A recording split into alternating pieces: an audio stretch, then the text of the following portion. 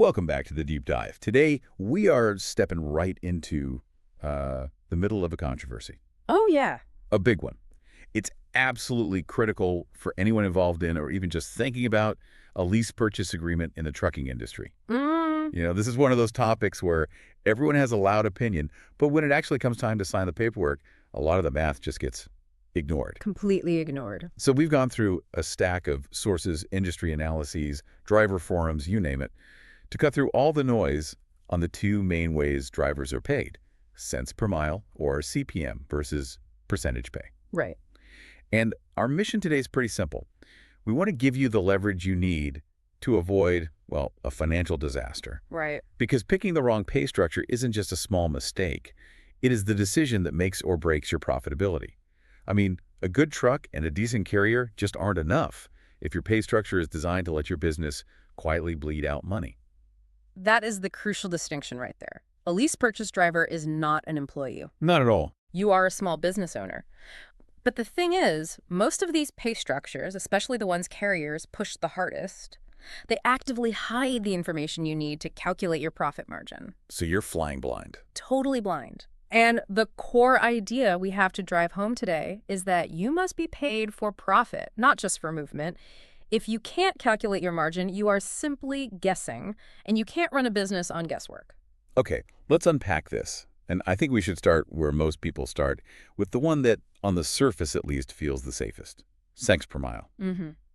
CPM feels safe because it's predictable. And if you're a company driver, this structure makes perfect sense. It does. For a company driver, it's great. You run miles, you get paid a set amount for each one, no complicated load math, no broker games. You run 2,000 miles at, say, 70 cents a mile, and you know exactly what's hitting your bank account. But for the lease purchase driver, that predictability, Yeah. that is exactly what makes it attractive. Oh, so. CPM creates zero visibility. I mean, zero. You, the driver, you have no idea what the load actually pays the carrier. None. You don't know how much margin the carrier is keeping for themselves. And maybe most importantly, you don't know if the freight you're hauling is actually profitable or if it's just convenient for them to cover a deadhead lane. So you're just a cog in their machine. Exactly. You are compensated purely for movement. But all the critical costs of your business, your truck note, your insurance, your maintenance fund, those are paid by your profit. And if you can't see the profit, You have no way to know if your flat CPM rate is actually covering your business expenses, let alone giving you enough to justify the massive risk you're taking on. okay, so I get that. But, if CPM feels so simple, isn't there a value in that? For a driver who's new to this, avoiding the daily headache of running load math, that has a real psychological benefit, doesn't it?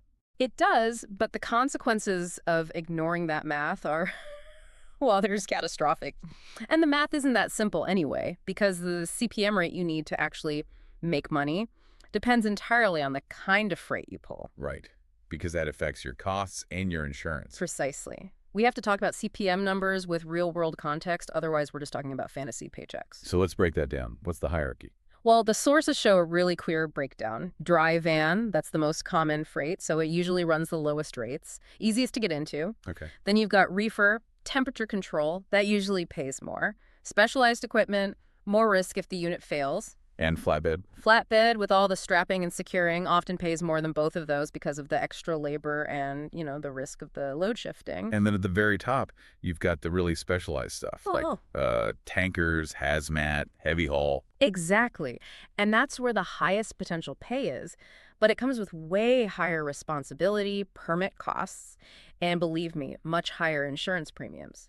So the extra pay isn't really a bonus, it's a necessity to cover that extra risk. Okay, now let's get to the numbers that really define this struggle. This feels like the most important part of this whole deep dive. The difference between a struggle rate and a real profit rate.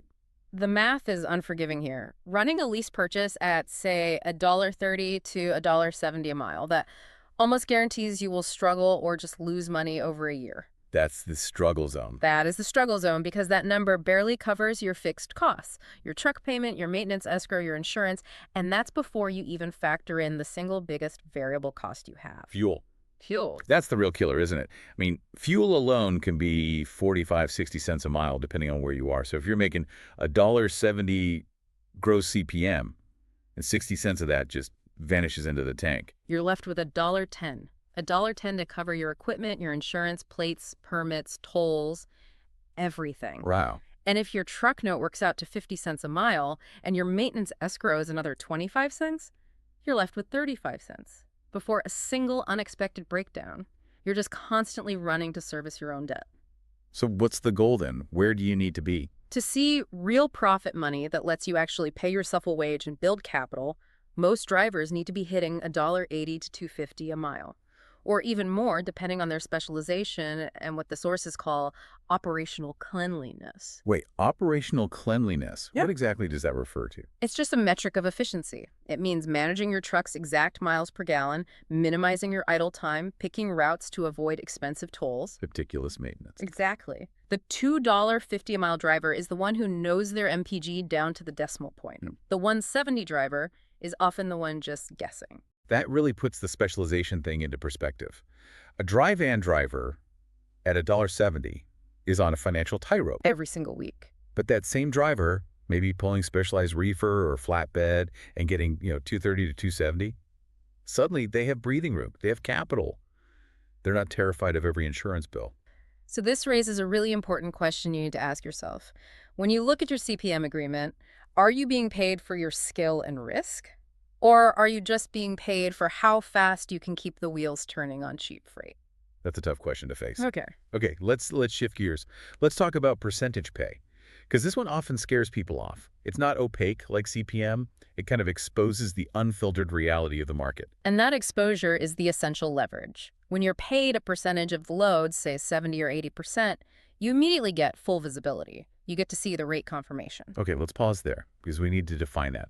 For anyone listening who's unfamiliar, what exactly is a rate confirmation and why is it absolutely non-negotiable for a business owner? The rate confirmation, or rate con, is the actual document. It shows the gross revenue the carrier gets from the broker for hauling that specific load. So it's the proof. It is the proof.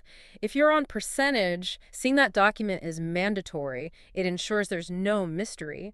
And when freight rates are strong, you participate directly in that upside. You're not tapped by some flat CPM rate. You are legitimately operating like a business, not just an employee who happens to own some very expensive equipment. That transparency sounds incredible. But here's where it gets complicated, right? Because percentage pay isn't a magic wand.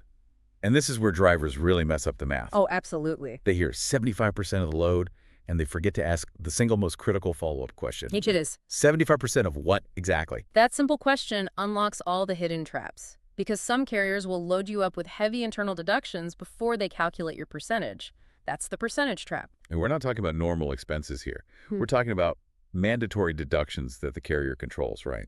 Can you run through some of the big ones the sources mentioned? Sure. I mean, we see huge weekly charges for things like trailer rent.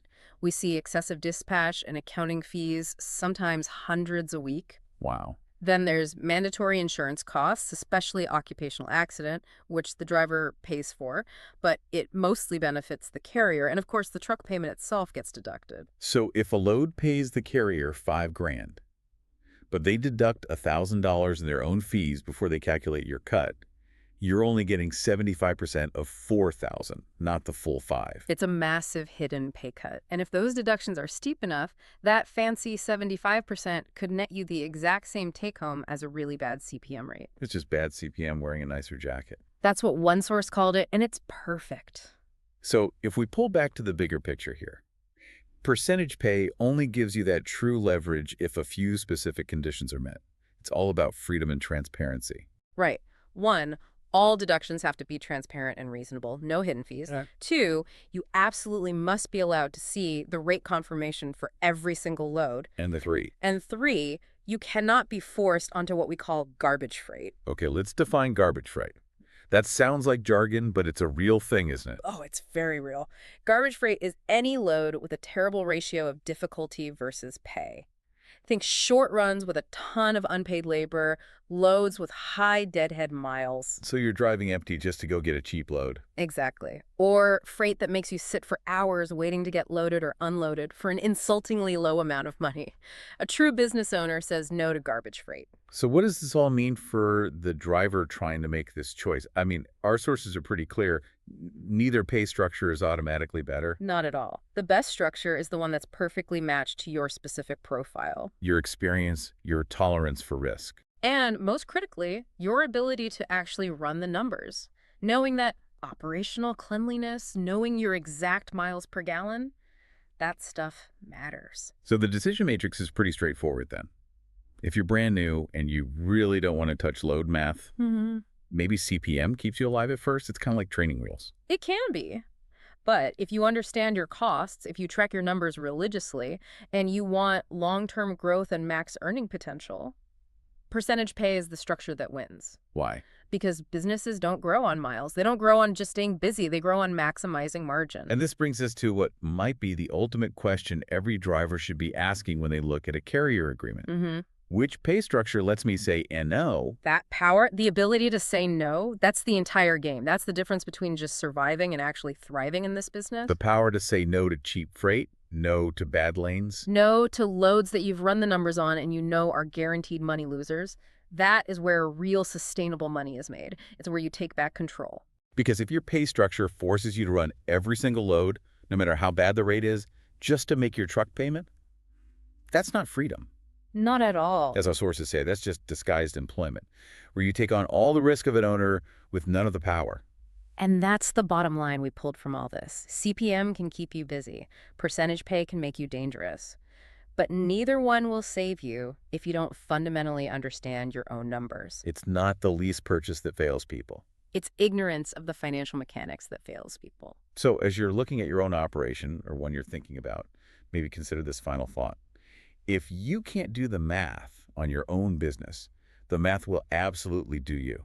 Success means treating your truck like the asset it is and moving from just guessing and hoping to actually deciding based on hard data. Know your costs, get the leverage. Drive safe, drive smart. We'll see you on the next deep dive.